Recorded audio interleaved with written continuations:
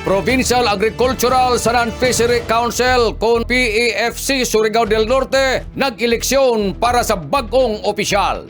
Niadtong Hulyo 24 ning tuig 2026, ang Provincial Agriculture Office Surigao del Norte may pahigadyon ng eleksyon para sa mga bagong mga opisyal. Ini amoy taghasod na impormasyon gikan ng buhatan ng Department of Agriculture Surigao del Norte. Matod sa tinubdan, ang Provincial Agricultural and Fishery Council ng Surigao del Norte malamposon na nagpahigadyon ng eleksyon na naghatod ni ini kauban ang Municipal Agricultural and Fishery Council Chairperson sa non-sectoral representatives gikan sa ato lalawigan para sa pagpili ng mga bagong seat ng council officers. Subay niini, ang eleksyon nagpunting ng transparent, credible sa non-orderly manners ubos sa pagdumaya ng Electoral Board. Iban ang mga representante gikan ng Provincial Commission on Election kon COMELEC sa Department of Interior and Local Government kon DILG na amoy nag-alagad isip mga official observers para masiguro gajud ang integridad sa election process.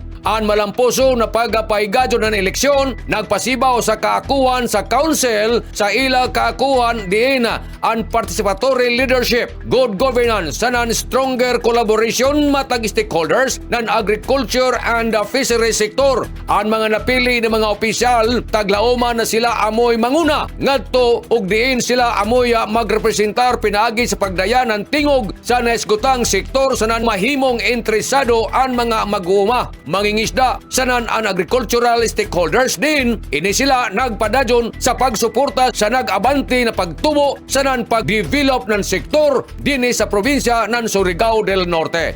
Nanukad, gikan diri sa Kapitolyo, ini si Marek Senars Marcon Simblags, Mario Conales, Mulan Mulaong salamat, maradyaw na adlaw, natong tanan.